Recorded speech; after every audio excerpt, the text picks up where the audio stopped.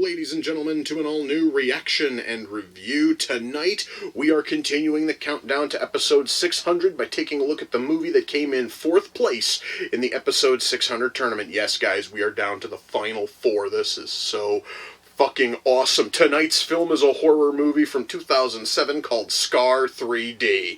Now, I remember reading the plot summary to this during the episode 600 tournament, and I really don't remember much outside of something about torture and the fact that the movie is in 3D. Yes, the Blu-ray I got from Horror Pack came with 2 pairs of 3D glasses, and as has been the way with reaction and review, when I get a movie in 3D and it comes with 3D glasses, I kind of have to watch it in 3D. Otherwise, it just doesn't feel like I'm getting the whole fucking experience from the movie. So, I probably look like an absolute goofus with these damn things on, but oh well, I really don't care. Now, I don't know if this movie is going to be any good at all. I don't know how well the 3D is going to be implemented. I don't even know if the 3D is going to fucking work. The only way I'm going to find out any of these things is if I shut up and I push play, and I'm going to do that right now. So, without further ado, it's time to kick back, relax, and check out Scar 3D. Alright guys, I'm going to comment on this because this is really beginning to bother me. The 3D in this thing really doesn't totally work. Mind you, in certain shots it works great. It works perfectly in like wide-angle shots or anything involving like street signs or tombstones or cars or trees. All of that looks fine. But when it comes to people, especially when they're up close, apparently the red and the blue separation is like off slightly. So everyone's faces looks kind of mangled and weird, and it's really kind of destroying the whole like 3D thing. I'm certainly hoping I can get used to it. Perhaps maybe my eyes just have to fucking adjust to 3D. God, that one is exceptionally bad. Anyway, perhaps maybe my eyes just have to adjust to this shit. I don't know. I'm just saying right now that the 3D in about maybe a third of these shots looks really fucking awful. You know, guys, I would really love to care about what's going on in this scene, but in the center of the shot is a huge chandelier, and the 3D on that chandelier was fucking awesome. Everything else that was going on in that shot was pointless and kind of stupid, and this actress really sucks. But goddamn, the 3D on the staircase and the chandelier was fucking amazing, dude. It really, really was. Loved it. You know, guys, this whole thing would probably have a lot more weight if the actress knew how to cry. But she can't. These are the fakest. This is the fakest crying I've ever seen in a fucking movie. She just watched her friend get hacked to pieces, have rubbing alcohol dumped all over her open wounds. Just watched her get her neck snapped, and she's sitting there. It's the fakest shit I think I've ever heard. It ruined any impact that scene could have had. Holy shit, man. That honestly could have been the most impactful moment in the whole film. And it's ruined because the stupid bitch couldn't fucking cry. That's just sad.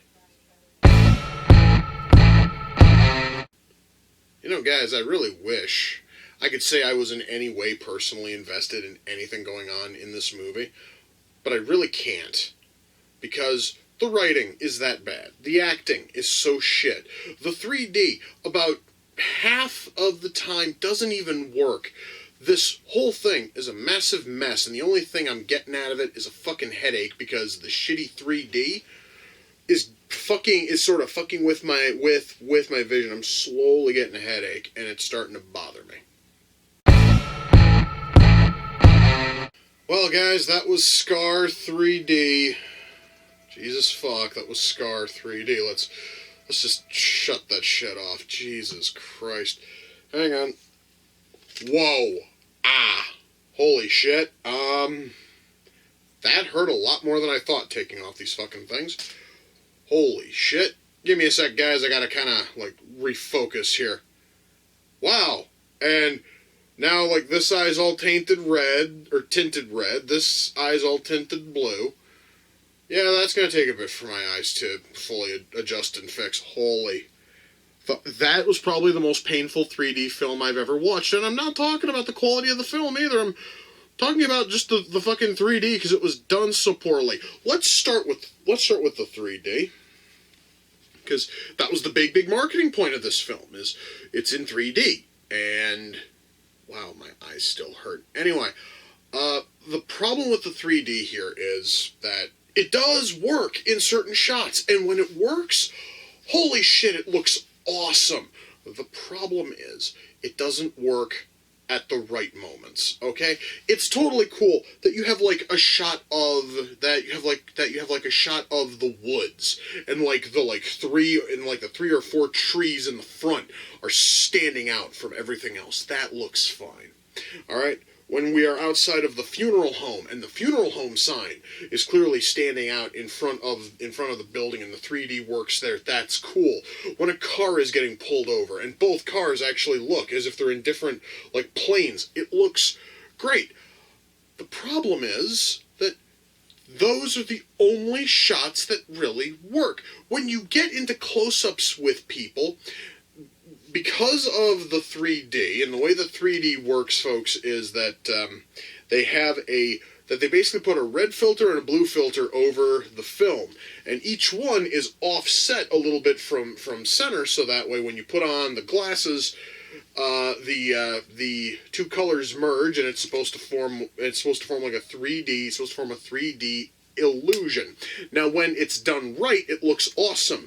When it's done poorly, it essentially looks like you're watching a really shitty fucking VHS tape with tons and tons of ghosting, because you'll all of a sudden see a fucking outline of a character like offset like 6 inches to the left or 6 inches to the right.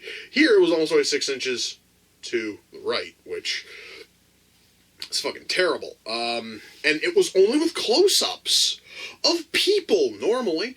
When we first see our main character, Joan, and she's going for a jog, I've noticed that when characters are jogging, the 3D just gets all fucked up. When characters are running or jogging, the 3D suffers terribly. But her face, I first thought that maybe because this was after all the torture and shit that she dealt with as a teenager, maybe her face was just that scarred, and then there were far shots and it looked fine, and then they would go back to close-ups and she would look like a burn victim because the 3D was all jacked up. And that's the problem. Every single time we have close-ups on people, the 3D skitzes out, and it makes the film borderline unwatchable. So, you know, perhaps maybe if they would have tightened up the 3D and actually made it fucking work, this might actually have been worth watching in 3D.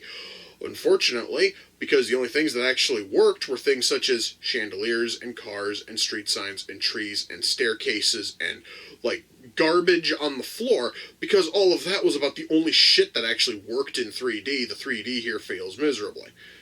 Because, after all, we aren't following the story of a chandelier, a staircase, and 2 fucking cars. We're following the story of human beings. And apparently, whoever the hell did the 3D for this has some kind of a grudge against human faces and can't do them in 3D worth shit. Now, I could probably talk about how awful the 3D is, and I could probably talk about the massive fuck-off headache I got wearing these fucking glasses, but I want to talk about the movie itself, because this Blu-ray does, of course, have a 2D option, so I can watch it without the 3D glasses, which would probably be a far more beneficial thing for anyone who's curious about this movie. But even then, I can't really recommend it because the story is... Well, no, it's not even the story. The writing sucks. The concept is one of the coolest concepts I've ever heard. It would make for a fucking awesome movie if it was done well. So the concept is that there is a maniac who kidnaps 2 friends. Joan had this happen to her as a teenager, and it's happening again about 15, 20 years later. But when it happened with Joan, it was Joan and her friend Susie. They were both kidnapped, and they were both strapped down to tables, and the maniac would go back and forth from person to person, and basically would tell them that their pain would stop as long as they verbally say that he can kill their friend. You cannot just say do it. You cannot just say yes.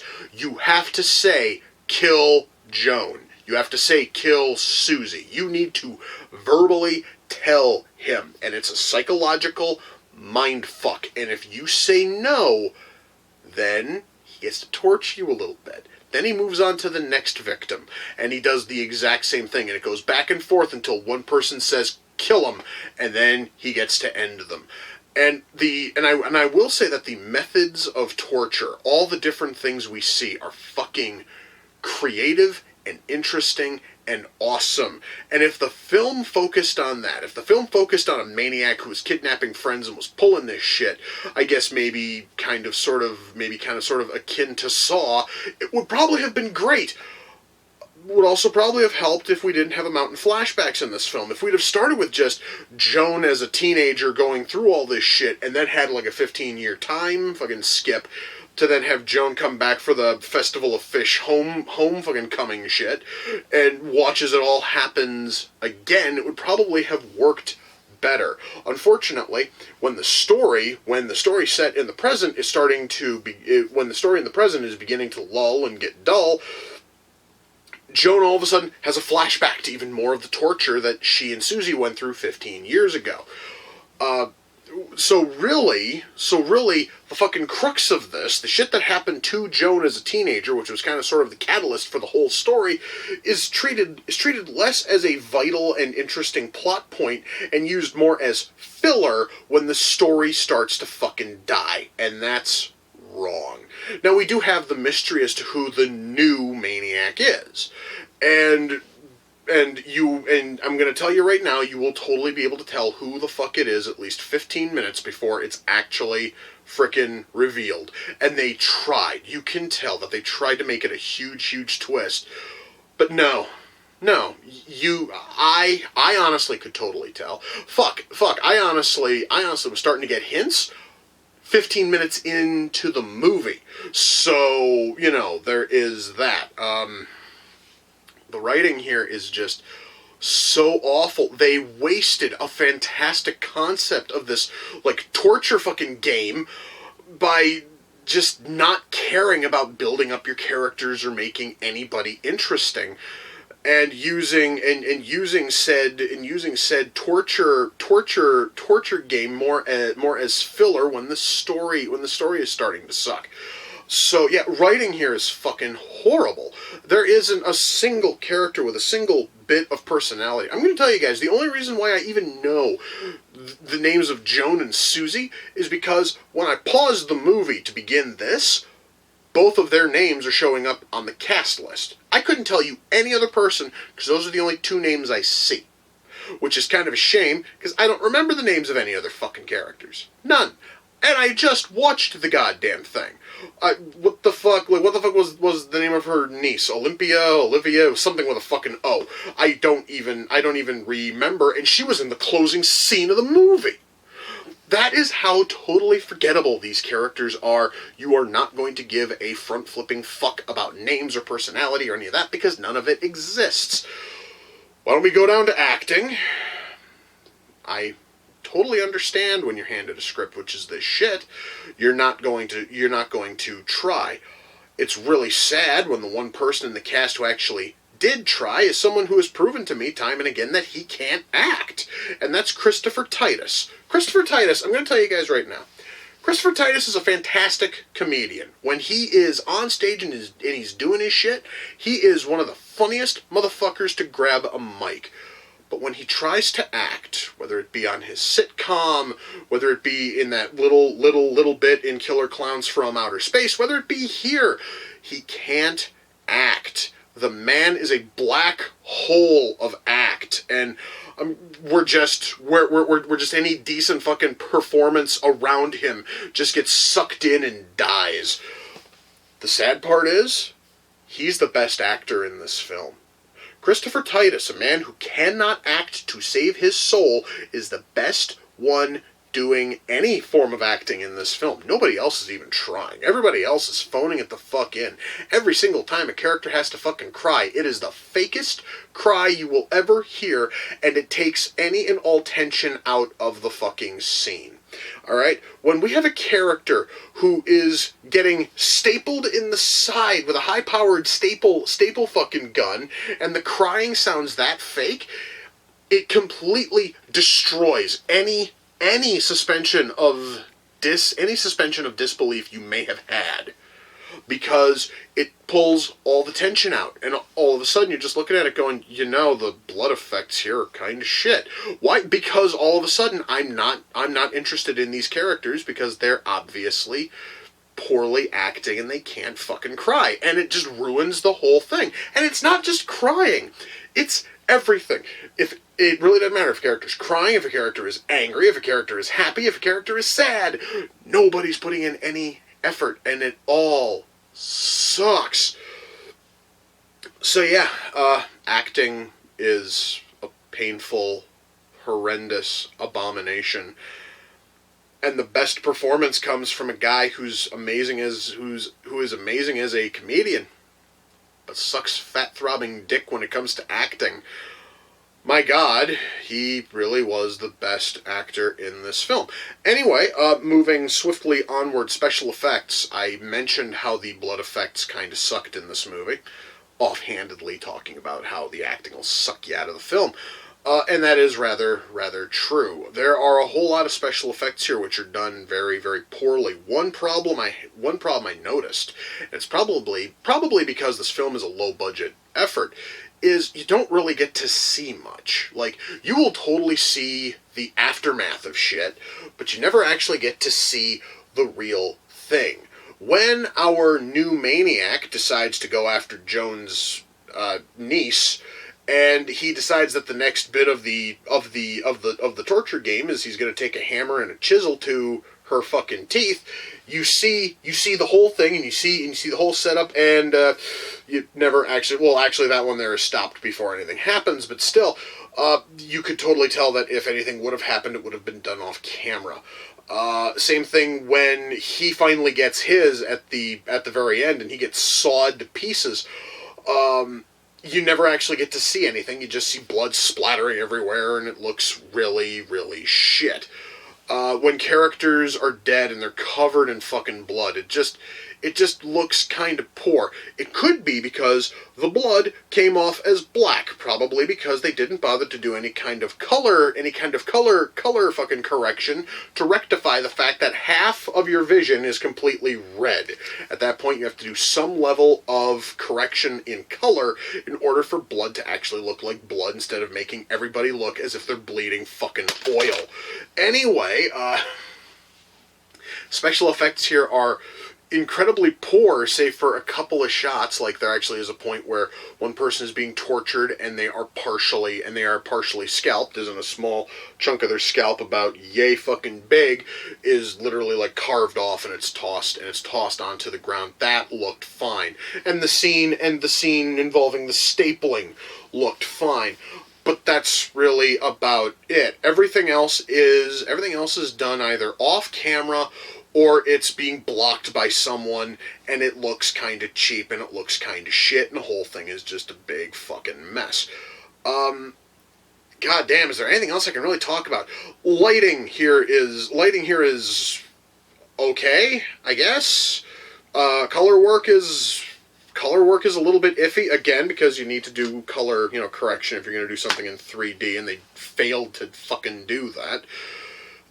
The sound mix here is fine, the music here is decent. On a fucking technical level, everything here works in terms of camera and lighting and music and sound mix, and all of that works fine. The problem is the writing, the acting, and most of the special effects. In almost every instance, all of that sucks fat balls, and because of that, I cannot recommend Scar 3D. There is no way in hell, unless you are absolutely curious about this thing, there's no way I could recommend it. And if you do decide to watch it, I'm going to caution you against watching it in 3D, because, again, about about 75% of the shots, because they are close-ups of people's faces, and whoever did the 3D can't do 3D on faces worth shit, it's going to look terrible. So if you are curious to watch this thing, I would highly recommend you watch it in 2D, because the 3D just straight up doesn't fucking work. And if you do watch it in 3D, please inform me if you had the same problems I had, because, my God, that was really fucking awful 3D, at least in the close-up shots. Again, the best shot I saw in 3D was of a fucking chandelier. That looked awesome, and the spiral staircase that the character was walking up before the camera panned and locked onto that chandelier for about 30 seconds, all of that looked fine. All of that looked awesome. And once more, the trees and the cars and the signs and all that shit looked great. And then the 3D gets all fucked up. So, yeah, if you absolutely insist on watching this fucking turd, watch it in 2D. Your eyes will fucking thank you. Now, if you don't mind, I need to go find some aspirin. I need to go down about a bottle of aspirin to fight off this goddamn headache. And then once that fades, I'm probably going to play some Overwatch, because I finally have a laptop that can play it, and goddammit, I'm gonna go fucking play it. It will certainly be a lot more pleasurable than the piece of shit I just watched. Anyway, guys, with that, we come to the close of another reaction and review. Until next time, ladies and gentlemen, take care, and I will see you all in the near future. Peace.